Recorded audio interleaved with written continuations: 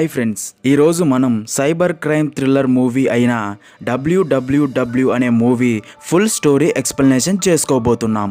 ఇలాగే మీకు ఇంకా ఏ మూవీ స్టోరీ అయినా ఎక్స్ప్లెనేషన్ కావాలి అనుకుంటే ఆ మూవీ నేమ్ అనేది కామెంట్ బాక్స్లో కామెంట్ చేయండి.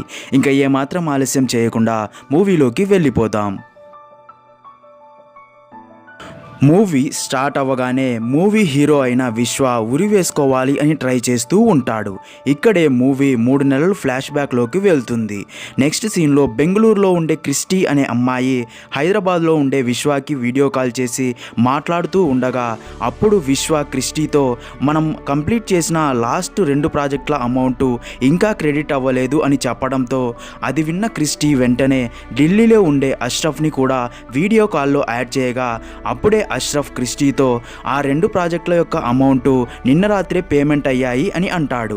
అప్పుడే వాళ్ళ ముగ్గురితో పాటు చెన్నైలో ఉండే సదా కూడా ఆ వీడియో కాల్లో జాయిన్ అవుతాడు. అలా అందరూ మాట్లాడుకుంటూ ఉండగా అప్పుడే విశ్వ వాళ్ళతో ఓ కంపెనీ డాటాని హ్యాక్ చేయమని మనకి ఒకరి నుండి బిగ్ అమౌంట్ ఆఫర్ వచ్చింది అని చెప్తాడు. అది విన్న మిగతా వారు ఓకే అని చెప్పడంతో వాళ్ళు అందరూ కలిసి ఒక కంపెనీ డాటాని హ్యాక్ చేయడం స్టార్ట్ చేస్తారు. అలా డాటా హ్యాక్ చేయడం మొదలు పెట్టగానే వాళ్ళ సిస్టమ్స్ని మరొకరు హ్యాక్ చేయడం స్టార్ట్ చేస్తారు. అది గమనించిన విశ్వ తమ సిస్టమ్స్ని హ్యాక్ చేస్తున్న వారి సిస్టమ్స్ వర్క్ చేయకుండా చేస్తాడు.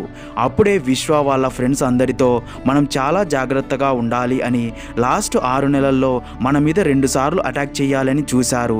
వీడెవడో మనల్ని పట్టుకోవాలి అని బాగా ఫిక్స్ అయినట్టు ఉన్నాడు అని అంటాడు. మరోవైపు బెంగళూరులోని సైబర్ క్రైమ్ బ్రాంచ్లో వర్క్ చేస్తున్న ఏసీపీ రియాజ్ ఖాన్ వీడు ఈసారి కూడా దొరకలేదు అని కోపంతో ఉంటాడు. నెక్స్ట్ డే క్రిస్టీ ఉన్న రూమ్కి క్రిస్టీ ఫ్రెండ్ అయిన మిత్ర వస్తుంది. అయితే మిత్రాని విశ్వ చాలా రోజులుగా లవ్ చేస్తూ ఉంటాడు. దానికోసం క్రిస్టీ సహాయంతో విశ్వ మిత్రకి దగ్గరవుతూ ఉంటాడు.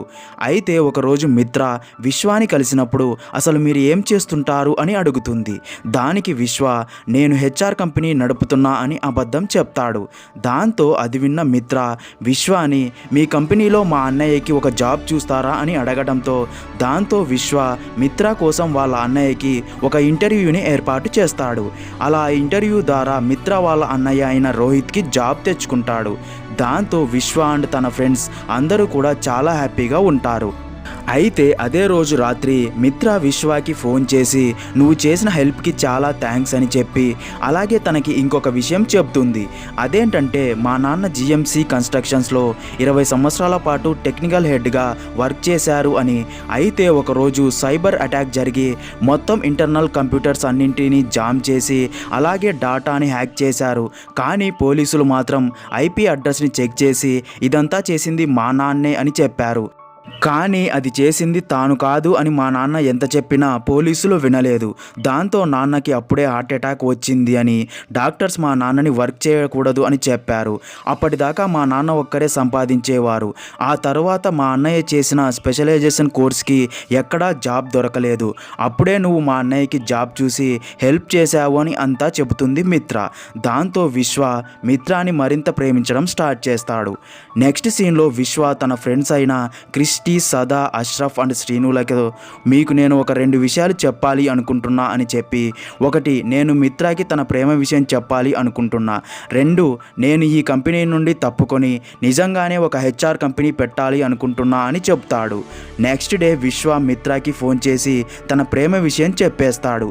అది విన్న మిత్ర మాత్రం విశ్వతో 3 రోజుల దాకా ఏమీ మాట్లాడకుండా సైలెంట్గా ఉంటుంది. ఆలోచించిన మిత్ర విశ్వాని కలిసి తను కూడా విశ్వాని ప్రేమిస్తున్న విషయం చెబుతుంది. అది విన్న విశ్వ చాలా హ్యాపీగా ఫీల్ అవుతాడు. నెక్స్ట్ సీన్లో విశ్వ మిత్రాని కలవాలి అనుకుంటాడు. అయితే అప్పటికే దేశంలో కోవిడ్ ఎక్కువగా ఉండడంతో మోడీ లాక్డౌన్ విధిస్తాడు. దాంతో విశ్వ అండ్ మిత్ర సాడ్గా ఫీల్ అయ్యి చేసేదేమీ లేక వీడియో కాల్లోనే మాట్లాడుకుంటూ ఉంటారు. అలా కొన్ని రోజులు గడిచాక లాక్డౌన్ ఎత్తేయడంతో దాంతో విశ్వ మిత్రాకి వీడియో కాల్ చేసి తను ఇప్పుడే నీ దగ్గరికి వస్తున్నా అని చెప్తూ ఉంటాడు. అది విన్న మిత్ర చాలా హ్యాపీగా ఫీల్ అవుతుంది. అలా మిత్ర విశ్వతో మాట్లాడుతూ ఉండగానే మిత్ర వాళ్ళ రూమ్ కాలింగ్ బెల్ మోగడంతో క్రిస్టీ వెళ్ళి డోర్ ఓపెన్ చేస్తుంది. అప్పుడే ఒక గుర్తు తెలియని వ్యక్తి రూమ్లోకి వచ్చి క్రిస్టీని కత్తితో పొడి చేస్తాడు. దాంతో క్రిస్టీ సృహ కోల్పోయి కింద పడిపోతుంది. అది చూసిన మిత్ర చాలా భయపడుతూ ఉంటుంది. అయితే అదంతా వీడియో కాల్లో చూస్తున్న విశ్వ ఆ గుర్తు తెలియని వ్యక్తితో మిత్రాని ఏమి చేయకు అని గట్టిగా అరుస్తూ ఉంటాడు. కానీ ఆ గుర్తు తెలియని వ్యక్తి మాత్రం విశ్వ మాటలు వినకుండా మిత్రాని కొట్టి ఒక చైర్కి కట్టిపడేస్తాడు. అప్పుడే ఆ వ్యక్తి విశ్వతో నేను ఎవరో నీకు తెలియకపోవచ్చు కానీ నువ్వు మాత్రం నాకు బాగా తెలుసు అని చెప్తూ ఉంటాడు. అది విన్న విశ్వ ఆ వ్యక్తితో అసలు నీకు ఏం కావాలి అని అడుగుతాడు. దాంతో ఆ గుర్తు తెలియని వ్యక్తి నువ్వు మిత్రాకి తెలియకుండా చేస్తున్న ఆ సైబర్ క్రైమ్ జాబ్ గురించి ఇప్పుడే మిత్రాకి చెప్పు అంటాడు.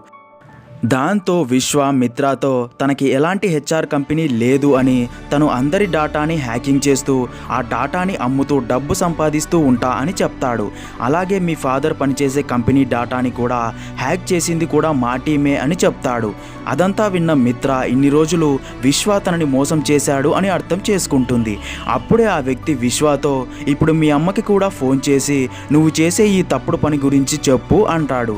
దాంతో విశ్వ వాళ్ళ అమ్మకి ఫోన్ చేసి తను ఇలా అందరినీ మోసం చేస్తూ డబ్బు సంపాదిస్తున్నా అని చెప్పడంతో అది విన్న విశ్వ వాళ్ళ అమ్మ హార్ట్ స్ట్రోక్ వస్తుంది. దాంతో అది తెలిసిన విశ్వ చాలా బాధపడుతూ ఉండగానే ఆ వ్యక్తి విశ్వతో నాకు నీ టీంలో పనిచేసే అందరి డీటెయిల్స్ నాకు కావాలి అని, లేదంటే మిత్రాన్ని చంపేస్తా అంటాడు. దాంతో తన ఫ్రెండ్స్ డీటెయిల్స్ ఆ వ్యక్తికి పంపుతాడు విశ్వ. దాంతో ఆ ఒరిజినల్ ఐడియాలను పోలీసులకు ఫార్వర్డ్ చేసి అష్రఫ్ అలాగే సదాలను అరెస్ట్ చేయిస్తాడు ఆ వ్యక్తి. అసలు తనకి పరిచయం లేని వ్యక్తి తన లైఫ్లోకి వచ్చి తను ప్రాణంగా ప్రేమించిన మిత్రాని అలాగే ఫ్రెండ్స్ అండ్ ఫ్యామిలీని తన నుండి దూరం చేశాడు అని బాధపడుతూ ఉంటాడు విశ్వ. అప్పుడే విశ్వ ఆ వ్యక్తితో ఇప్పటిదాకా నువ్వు చెప్పినవన్నీ చేశాను కదా, మిత్రాని వదిలేయని అడుగుతాడు. అది విన్న ఆ వ్యక్తి నీలాగా అందరినీ మోసం చేస్తూ బ్రతికే వాళ్ళకి ఈ భూమి మీద బ్రతికే హక్కు లేదు అని, నువ్వు సూసైడ్ చేసుకొని చనిపోతే అప్పుడు మిత్రాన్ని వదిలేస్తా అని చెప్తాడు. అది విన్న విశ్వ కూడా తను బ్రతికి మాత్రం ఇప్పుడు చేసేదేముంది అని తన లైఫ్ మీద తనకే గిల్టీ ఫీలింగ్ వచ్చి సూసైడ్ చేసుకొని చనిపోవాలి అని ఫిక్స్ అవుతాడు. సూసైడ్ చేసుకుంటా అని ఆ వ్యక్తితో చెప్తాడు. అప్పుడే ఆ వ్యక్తి విశ్వతో నువ్వు చనిపోయే ముందు నా గురించి నీకు తెలియాలి అని, నేను ఇదంతా ఎందుకు చేశానో తెలియాలి అని తన గురించి చెప్పడం స్టార్ట్ చేస్తాడు. నా పేరు సందీప్, మాది చాలా పూర్ ఫ్యామిలీ. చిన్నప్పటి నుండి చాలా కష్టపడి చదువుకొని పెద్దయ్యాక ఒక యాప్ డిజైన్ చేయాలి అనుకున్నట్టుగానే ఒక యాప్ డిజైన్ చేసి పెద్ద సక్సెస్ అయ్యాను. అయితే అప్పుడే ఎవరో నా యాప్ యొక్క డేటా అంతా హ్యాక్ చేసి నన్ను మళ్ళీ జీరోని చేశారు. అలా నా యాప్ డేటా హ్యాక్ చేసింది ఎవరో నీకు బాగా తెలుసు అనుకుంటా అని చెప్తాడు. అదంతా చేసింది విశ్వానే కాబట్టి. అది విన్న విశ్వ సూసైడ్ చేసుకోబోతూ ఉండగా అప్పుడే సైబర్ క్రైమ్ ఏసీపీ రియాజ్ తన టీంతో మిత్ర వాళ్ళ రూమ్కి వచ్చి సందీప్ను అరెస్ట్ చేసి మిత్రాని సేవ్ చేస్తాడు. అదంతా ల్యాప్టాప్లో చూస్తున్న విశ్వ తన సూసైడ్ని ఆపేస్తాడు. అయితే సైబర్ క్రైమ్ ఆఫీసర్ మిత్ర రూమ్కి ఎలా వచ్చాడు అంటే సందీప్ విశ్వ తన ఫ్రెండ్స్ డీటెయిల్స్ చెప్పగానే సందీప్ ఆ డీటెయిల్స్ని పోలీస్కి పంపించినప్పుడు సైబర్ క్రైమ్ ఆఫీసర్స్ ఆ డీటెయిల్స్ ఎవరు పంపారా అని చెక్ చేయగా సందీప్ అని తెలుస్తుంది. దాంతో లొకేషన్ ట్రేస్ చేసి అక్కడికి వచ్చి సందీప్ని పట్టుకుంటారు. అలాగే సందీప్ తనకి అన్యాయం జరిగినందుకే ఇదంతా చేశాడు అని అర్థం చేసుకున్న ఏసీపీ రియాజ్ సందీప్ని వదిలేస్తాడు. అలాగే విశ్వ అండ్ ఫ్రెండ్స్తో మీకున్న ఈ తెలివితేటలను చెడుకు కాకుండా మంచికి ఉపయోగించాలి అని చెప్పి వాళ్ళకి సైబర్ క్రైమ్ సెక్యూరిటీ ఆఫీస్లో జాబ్ ఇప్పిస్తాడు. అలాగే మిత్ర విశ్వాని అర్థం చేసుకొని తర్వాత ఇద్దరు పెళ్లి చేసుకుంటారు. అలా అక్కడితో మూవీ అనేది హ్యాపీగా ఎండ్ అవుతుంది. ఒకవేళ మీరు ఫుల్ మూవీ చూడాలి అనుకుంటే ఈ మూవీ సోనీ లీవ్లో స్ట్రీమ్ అవుతుంది, తప్పకుండా చూడండి.